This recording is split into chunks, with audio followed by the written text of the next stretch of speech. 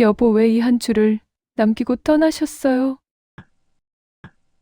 당신의 목소리가 아직도 귓가에 맴돕니다.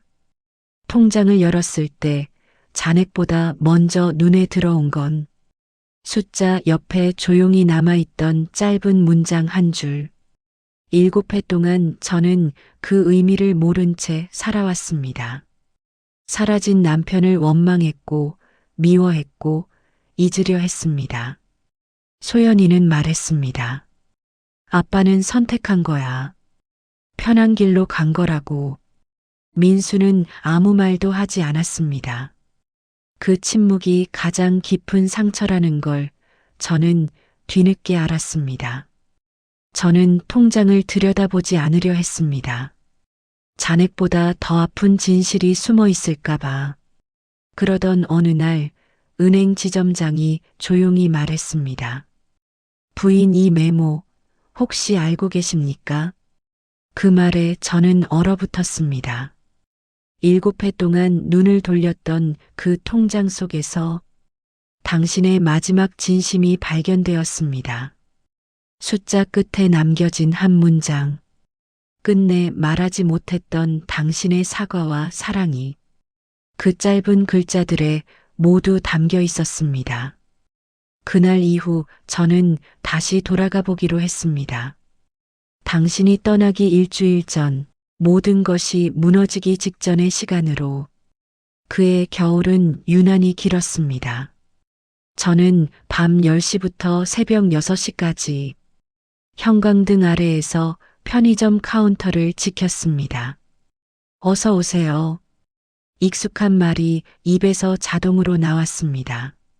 손님들이 돌아가면 머릿속엔 늘 같은 숫자만 맴돌았습니다. 카드값, 가스비, 이자. 그날 저녁 준호 씨가 들어왔습니다.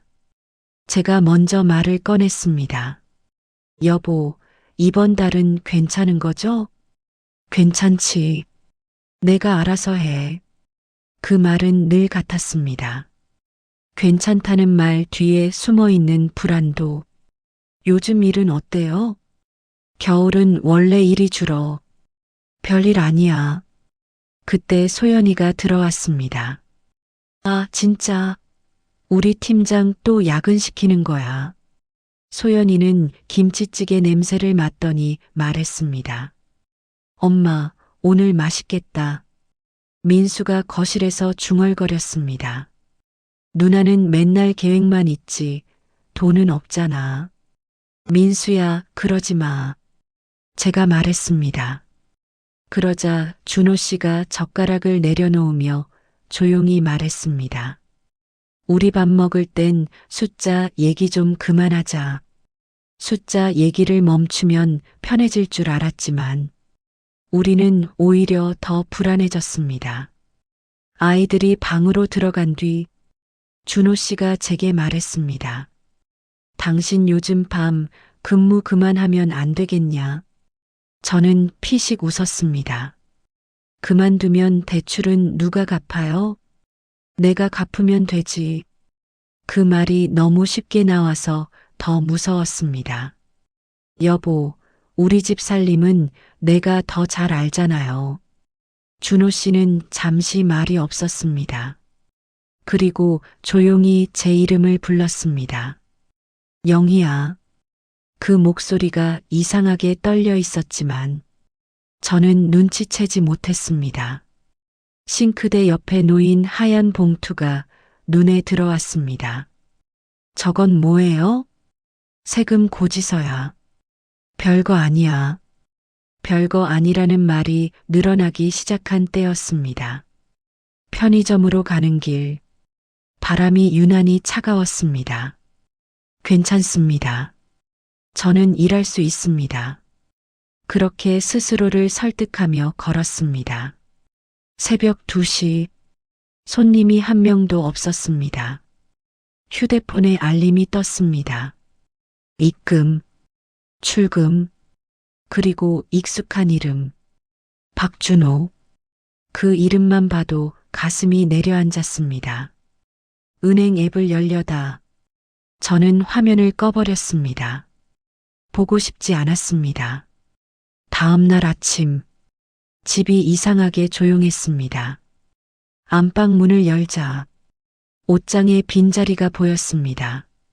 저는 떨리는 목소리로 불렀습니다. 준호 씨?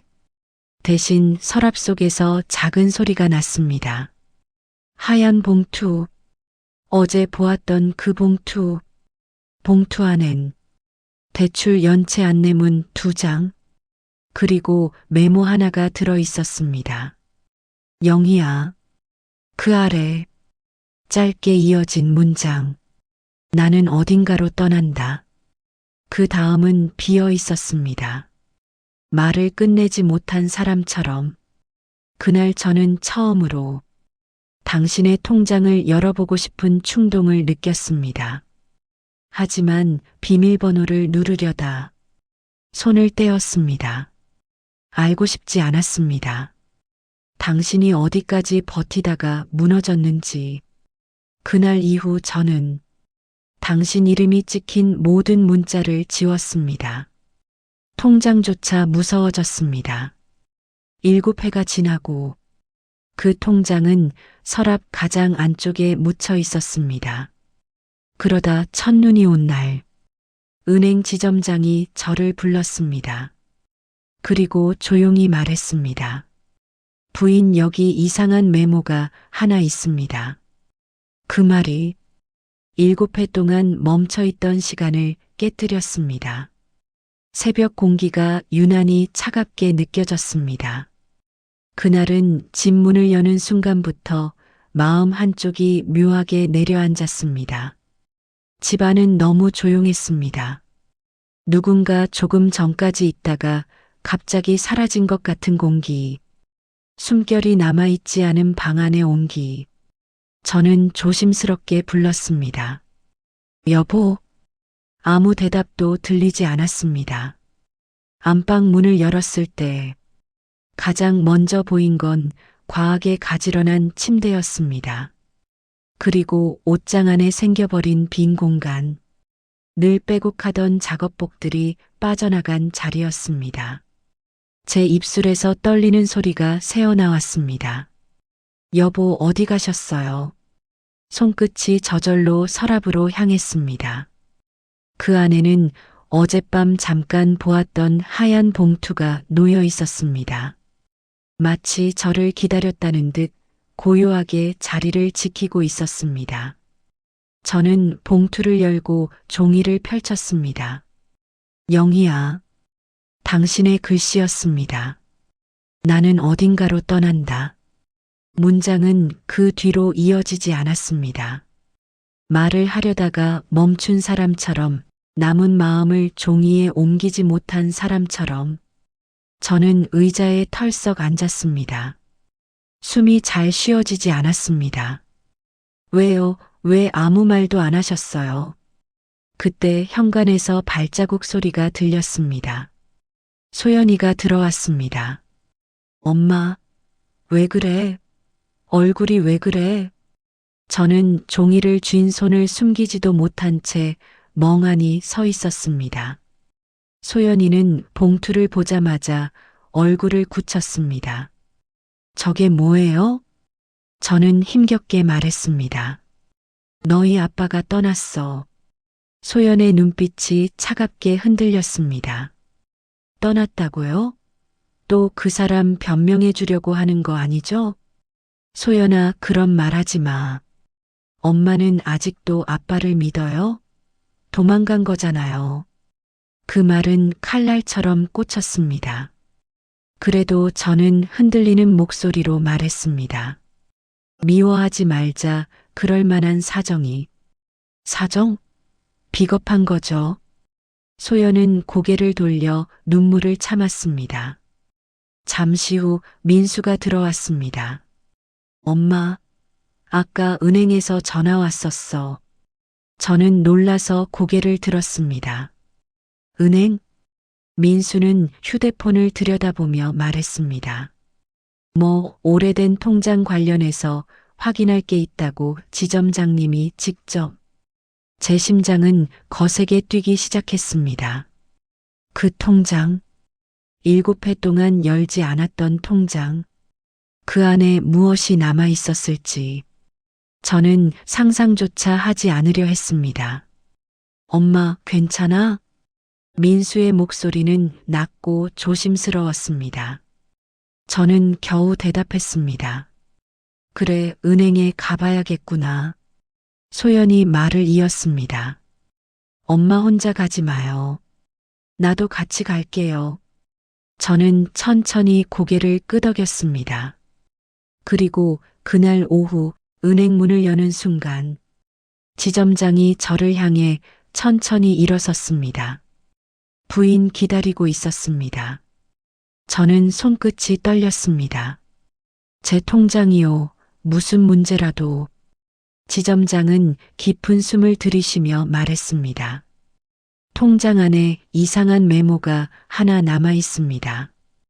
그 말과 동시에 멈춰있던 7회의 시간이 제 안에서 다시 흘러가기 시작했습니다. 은행 지점장 앞에 앉는 순간 제 손이 저절로 떨렸습니다. 얇은 유리창 너머로 바깥 햇빛이 비치고 있었지만 제 눈앞은 흐릿하기만 했습니다. 지점장은 제 표정을 잠시 바라보며 조용히 말했습니다. 많이 놀라셨죠? 저는 고개를 끄덕였을 뿐입니다. 통장 그게 무슨 문제라도 있나요? 지점장은 서류 봉투를 꺼내며 말했습니다. 부인 통장 안쪽에 일반 고객에게는 거의 없는 메모가 하나 남아 있습니다. 제 숨이 멈추는 것 같았습니다. 소연이 제 옆에서 말했습니다. 엄마, 혹시 아빠가 또 무슨 문제 남긴 거예요? 저는 답하지 못했습니다. 지점장은 통장을 조심스럽게 펼쳤습니다. 손바닥만 한 종이 조각이 책장 사이에 끼워져 있었습니다. 이건 고객님의 남편분이 직접 맡기고 가셨습니다. 소연이 눈을 크게 뜨며 말했습니다. 아빠가요? 언제요? 7회 전입니다. 지점장의 목소리는 무겁고 조심스러웠습니다. 저는 떨리는 목소리로 말했습니다. 거기 뭐라고 적혀 있나요? 지점장은 종이를 저에게 내밀었습니다. 짙은 파란 펜으로 적힌 글자, 떨리는 손끝, 그리고 너무 짧은 문장. 영희에게 정말 미안했다. 그 아래에는 잉크가 번진 흔적이 있었습니다. 마치 쓰다가 멈춘 사람처럼 저는 입술을 깨물었습니다. 여보, 왜 이런 걸 여기 남기셨어요? 소연이가 단호하게 말했습니다. 미안하다고 쓰면 다예요? 책임은요? 가족은요? 지점장은 잠시 고민하다가 말했습니다. 사실 그날 박준호 씨가 저에게 몇 가지를 부탁하고 가셨습니다. 제 심장이 멈춘 듯 했습니다. 무슨 부탁이었나요? 지점장은 천천히 말을 이어갔습니다.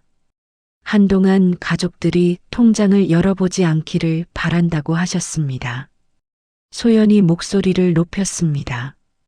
왜요? 왜 우리한테 숨기려고 했어요? 지점장은 제 얼굴을 보며 말했습니다.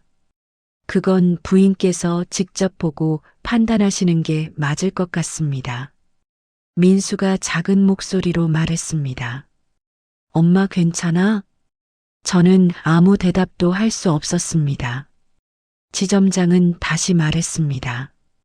그리고 이체 내역 하나가 조금 이상합니다.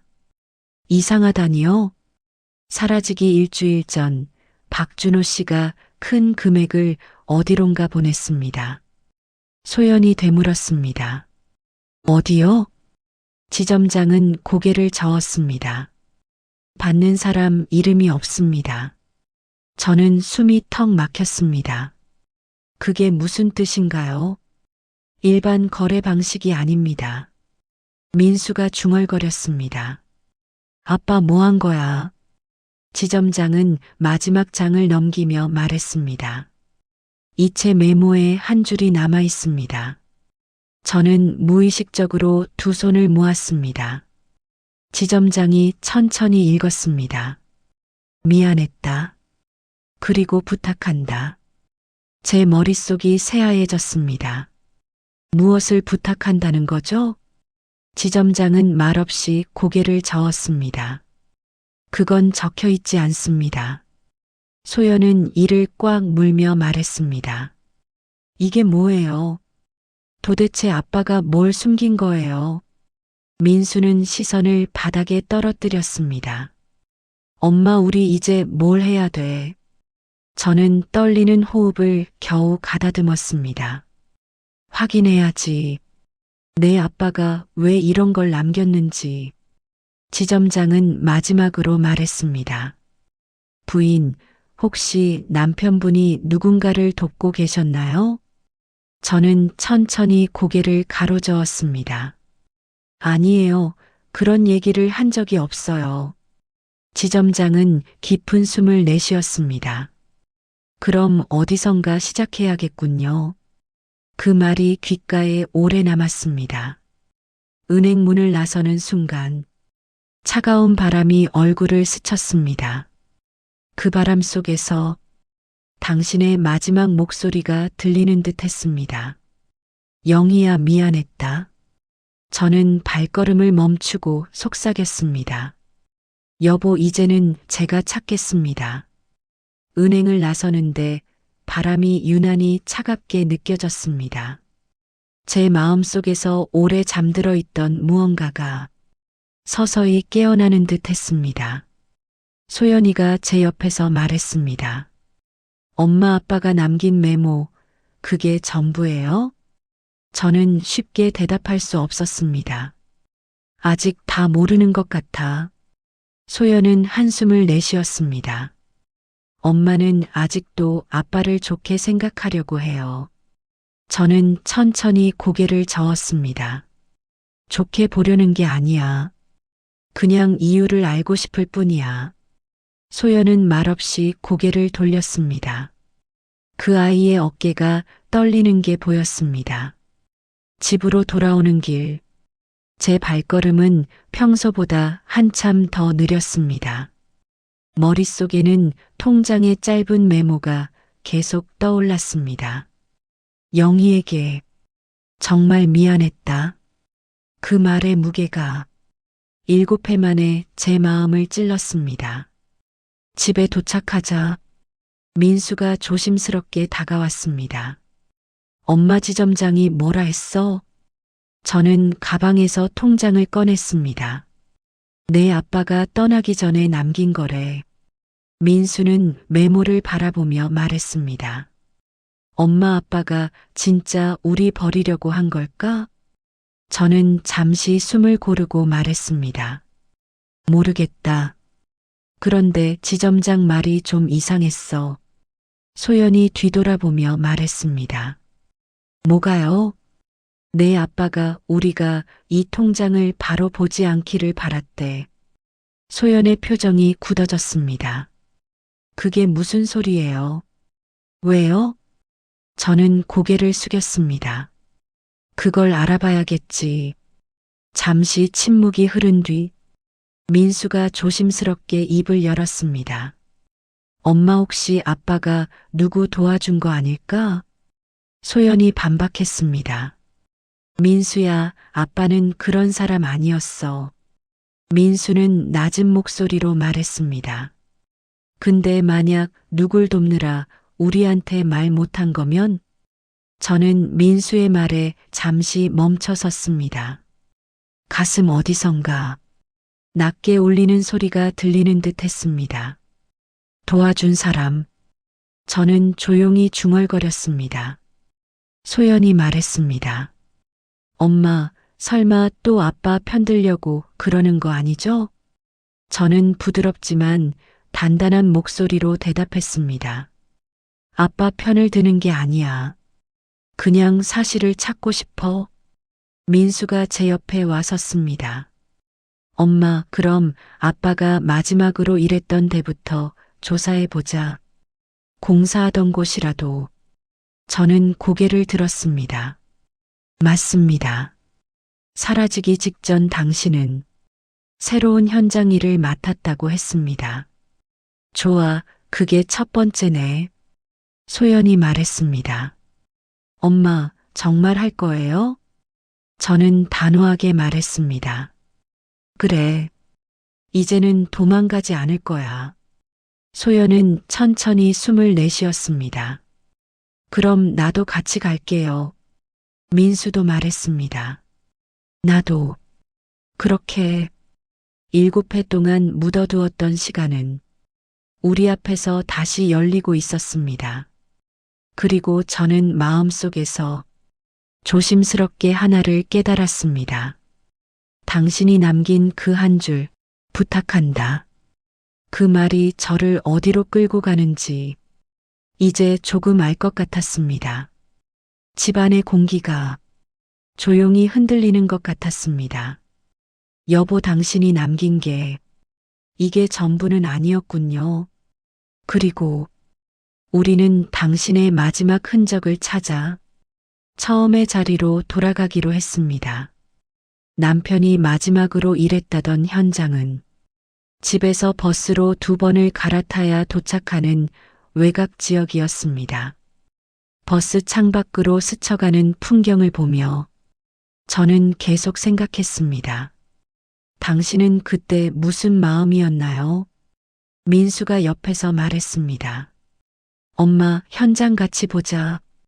혹시 기록 같은 거 남아있을 수도 있어. 저는 고개를 끄덕였습니다. 그래, 뭐라도 있어야지. 소연은 팔짱을 낀 채 말했습니다. 아빠 일하던 데라고 해서 뭔가 나온다는 보장도 없어요. 저는 조용히 대답했습니다. 그래도 가보는 게 먼저야. 버스가 종점에 도착했을 때 바람이 세게 불어왔습니다. 낡은 공사장 표지판이 삐걱이는 소리가 들렸습니다. 현장은 이미 폐쇄된 지 오래된 듯 했습니다. 녹이 쓴 철문, 먼지 쌓인 컨테이너, 방치된 도구들만 곳곳에 남아 있었습니다. 민수가 철문을 살짝 밀어보며 말했습니다. 열려요. 우리는 조심스럽게 안으로 들어갔습니다. 내부는 텅 비어 있었지만 기묘하게도 어딘가에 시간이 멈춘 냄새가 나는 것 같았습니다. 저는 작은 목소리로 중얼거렸습니다. 여보, 여기서 무슨 일이 있었던 거예요? 그때 컨테이너 한쪽에서 낮은 목소리가 들렸습니다. 누구세요? 우리는 놀라서 돌아봤습니다. 허리를 약간 구부린 중년 남자가 다가오고 있었습니다. 민수가 먼저 물었습니다. 아저씨, 혹시 여기서 공사하셨던 분인가요? 남자는 우리를 유심히 보며 말했습니다. 당신들 준호 씨 가족인가요? 제 심장이 크게 뛰었습니다. 저는 떨리는 목소리로 말했습니다. 네, 맞아요. 저는 김영희예요. 남자는 깊은 숨을 내쉬었습니다. 드디어 오셨네요. 소연이 재빨리 물었습니다. 아빠, 여기서 무슨 일 있었던 거예요? 남자는 잠시 우리를 바라보다가 말을 이어갔습니다.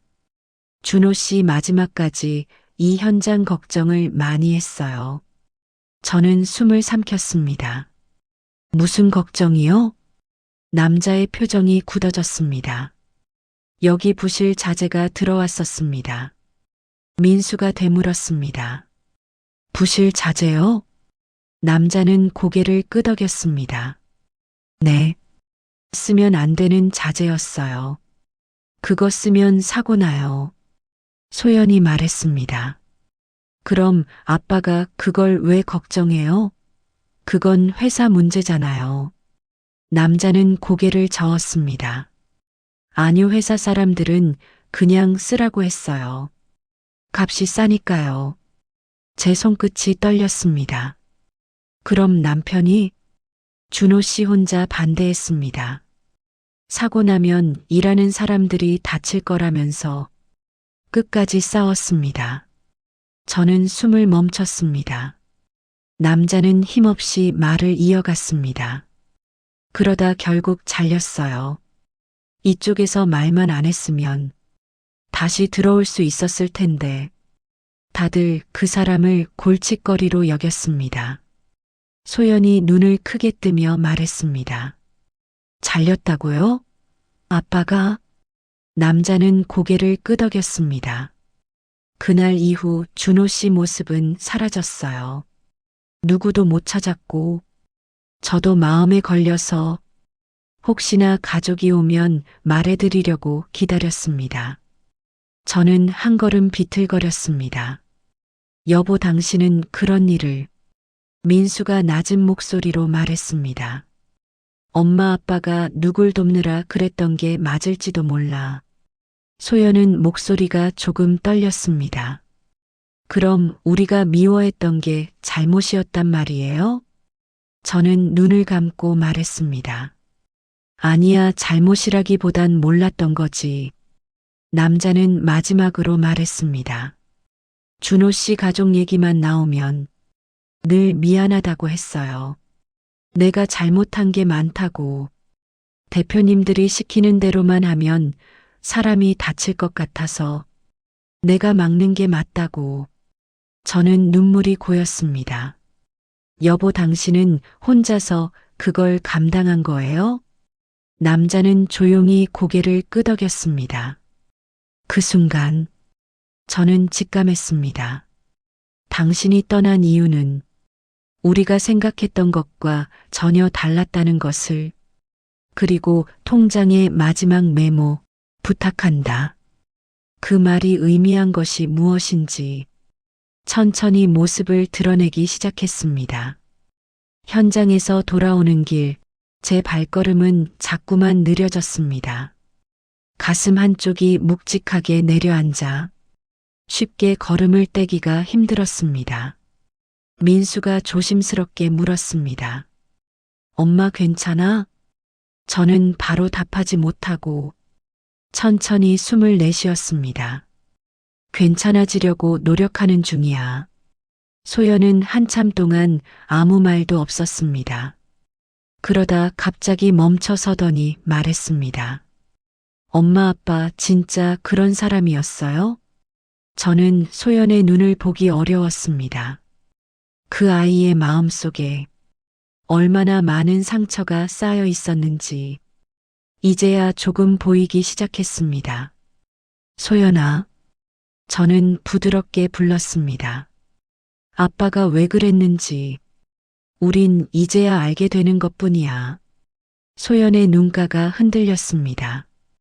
근데 왜 우리한테 말 안 했을까? 저는 조용히 대답했습니다. 아마 가족을 지키려고 했던 것 같아. 소연은 눈을 감고 말했습니다. 지키려고 했다면 더 말했어야죠. 맞는 말이었습니다. 저도 그동안 수없이 떠올린 말이었습니다. 민수가 안타까운 눈으로 말했습니다. 누나 아빠도 많이 두려웠을 거야. 소연은 입술을 꾹 깨물었습니다. 그렇다고 이렇게 떠나버린 게 용서돼? 저는 그 아이에게 다가가 작은 목소리로 말했습니다. 용서는 나중에 해도 돼. 지금은 이해하려고만 해보자. 소연의 눈에서 천천히 눈물이 흐르기 시작했습니다. 엄마나 아빠 너무 미웠어. 저는 그 아이를 가만히 안아주었습니다. 미워도 돼. 그게 내 마음이니까. 한참을 그렇게 서 있었습니다. 바람 소리만 들리는 거리 위에서 우리 가족 셋이 조용히 울었고 조금씩 무너졌고 또 조금씩 일어나는 중이었습니다. 그리고 그 순간 제 머릿속에서 남편의 마지막 메모가 다시 떠올랐습니다. 정말 미안했다. 부탁한다. 그 말은 단순한 고백이 아니라 무언가를 맡긴 부탁이라는 걸 저는 이제 알 것 같았습니다. 여보, 당신이 나한테 뭘 부탁하려 했는지 이제 조금은 알아요. 민수가 제 손을 잡았습니다. 엄마, 그럼 이제 어디부터 봐야 돼? 저는 천천히 숨을 고르며 말했습니다. 내 아빠가 도우려고 했던 사람, 그 사람을 찾아봐야지. 소연이 놀란 눈으로 물었습니다. 사람을 도왔다는 거예요? 저는 고개를 끄덕였습니다. 그래. 누군가를 위해 자기가 가진 걸 다 내준 사람 같아. 민수가 고개를 숙였습니다. 그러면 그 사람을 찾으면 아빠가 왜 그런 선택을 했는지 알겠네. 저는 대답했습니다. 그래. 진실은 사람에게 있으니까. 그리고 저는 마음속으로 조용히 중얼거렸습니다. 여보, 기다려요. 당신이 남긴 마지막 길. 이제 제가 따라갈게요. 우리는 다시 집으로 돌아오지 않고 곧장 남편의 마지막 거래 기록이 남아있던 근처 지역으로 향했습니다. 민수가 휴대폰을 보며 말했습니다. 엄마, 아빠가 마지막으로 돈을 보낸 곳 여기 근처래. 저는 천천히 고개를 들었습니다. 정확히 어디라고 되어 있어? 민수는 화면을 스크롤하다가 말했습니다. 주소가 완전히 깨져 있어. 근데 이 근처 복지센터 주소랑 비슷해. 소연이 눈을 크게 떴습니다. 복지센터? 아빠가 왜 그런 데다가 돈을 보내요? 저는 가슴이 묘하게 저려오는 걸 느꼈습니다. 가보자, 어떤 곳인지. 복지센터는 오래된 2층 건물이었습니다. 간판은 색이 바랬고 문 옆에는 휠체어 자국이 희미하게 남아 있었습니다. 문을 열자 조용한 공기가 우리를 맞았습니다. 높지 않은 천장, 약한 형광등, 낡은 플라스틱 의자들이 줄지어 있었습니다. 그때 안쪽에서 누군가 다가왔습니다. 어서 오세요. 누구 찾으세요? 작고 마른 체구의 남자였습니다. 우리는 조심스럽게 다가갔습니다. 저는 말했습니다. 저기 혹시 여기서 박준호 씨라는 사람을 아시나요? 남자의 눈이 순간 크게 흔들렸습니다. 준호 씨요? 소연이 재빨리 물었습니다. 네, 저희 아빠예요. 남자는 우리 셋을 번갈아 보며 깊은 숨을 들이쉬고 말했습니다. 아, 드디어 오셨네요. 제 심장이 얼어붙는 것 같았습니다. 또다시 익숙한 말. 어딘가 우리를 기다렸던 사람의 말. 아버님, 마지막에 이곳을 자주 오셨어요.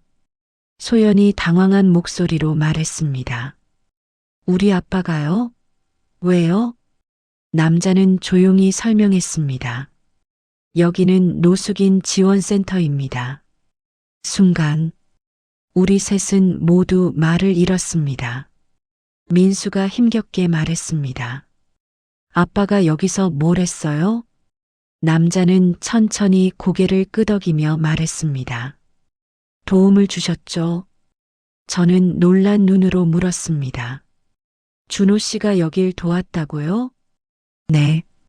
자기보다 더 어려운 사람들을 보고 그냥 지나칠 수 없다고 했습니다. 소연이 떨리는 목소리로 말했습니다. 돈까지 보냈나요? 남자는 말을 잇지 못하다가 작게 고개를 끄덕였습니다. 네. 센터 운영비랑 지붕 수리비도 그분이 도와주셨습니다. 저는 눈을 감았습니다. 가슴 한가운데에서 따뜻하면서도 아픈 감정이 밀려왔습니다. 여보, 당신은 왜 나한테 아무 말도 안 했어요? 남자는 계속 설명했습니다. 그리고 한 분을 특별히 많이 챙기셨습니다. 저는 눈을 떴습니다. 누구요? 남자는 잠시 머뭇거리다 말했습니다. 여기 계신 한 할머니예요. 지금 요양병원에 계십니다. 소연이 다급하게 물었습니다. 우리 아빠랑 무슨 사이였어요? 남자는 고개를 저었습니다. 그런 사이 아닙니다. 그 할머니는 아버님과 아무런 관계가 없었습니다. 저는 더 혼란스러워졌습니다. 그런데 왜 그렇게 도우셨죠? 남자의 대답은 우리 모두를 멈춰 세웠습니다. 그분이 아버님을 어릴 때 키워주신 분이라고 하더군요. 제 손이 떨렸습니다. 어릴 때 키워준. 네. 아버님이 말하길 세상에서 유일하게 자기를 따뜻하게 안아준 사람이었다고 했어요. 소연이 눈물을 참지 못하고 말했습니다. 그럼 아빠가 도망간 게 아니라 그냥 도우려고 했던 거예요? 민수도 목소리가 흔들렸습니다. 그럼 우리가 오해한 거야? 저는 차마 대답을 할 수 없었습니다. 가슴에 박혀 있던 한 문장이 다시 떠올랐기 때문입니다. 미안했다. 부탁한다. 그리고 저는 그 순간 그 부탁이 어디를 향한 것인지 어떤 의미였는지 조금씩 알기 시작했습니다. 남자는 마지막으로 말했습니다. 요양병원 주소 알려드릴까요? 저는 천천히 고개를 들었습니다. 네, 부탁드립니다. 요양병원은 복지센터에서 멀지 않은 곳에 있었습니다. 늦은 오후 햇빛이 희미하게 건물 벽에 걸려 있었습니다. 문을 열고 들어가는 순간 낯선 소독약 냄새가 코끝을 스쳤습니다. 민수가 조심스레 말했습니다. 엄마 준비됐어? 저는 짧게 대답했습니다. 응, 가보자. 복도 끝 작은 방. 문 앞에 서자. 가슴이 쿵 내려앉았습니다. 소연이 제 손을 잡았습니다. 엄마, 같이 들어가요. 저는 문을 천천히 밀었습니다. 침대 위 작고 마른 할머니가 조용히 누워 계셨습니다. 눈을 감고 있었지만 얼굴은 어딘가 익숙했습니다. 간호사가 말했습니다. 이분 박준호 씨가 자주 오셨던 분이에요. 제 마음이 무너졌습니다. 여보, 당신은 여기까지 온 거였구나. 할머니는 천천히 눈을 뜨셨습니다. 그리고 우리를 바라보셨습니다. 혹시 준호 왔니? 저는 가슴을 움켜쥐었습니다. 아니요, 저는 준호 씨 아내예요. 할머니의 얼굴이 조금씩 변했습니다. 아, 그 아이 많이 아껴줬지. 소연이 조심스럽게 물었습니다. 할머니, 우리 아빠가 여기서 뭐 했어요? 할머니는 약하게 미소를 지었습니다. 밥도 사오고, 추울까봐 담요도 사오고, 내가 쓰러졌을 때 병원비도 대신 내주고. 민수가 숨을 삼켰습니다. 그럼 아빠가 계속 도왔던 거예요? 그래. 내가 키웠던 아이니까. 저는 놀라서 말했습니다. 키우셨다고요? 할머니는 고개를 끄덕였습니다. 어릴 때 그 아이 친엄마가 너무 힘들어서 며칠만 맡긴다고 했는데 다시는 안 왔어. 저는 말을 잃었습니다. 소연도 민수도 숨을 제대로 쉬지 못하고 서 있었습니다. 할머니는 손을 떨며 이어 말했습니다. 준호는 나한테 세상에서 처음으로 밥을 챙겨준 사람이라고 했어. 그 말에 제 다리는 힘을 잃었습니다. 할머니는 다시 속삭였습니다.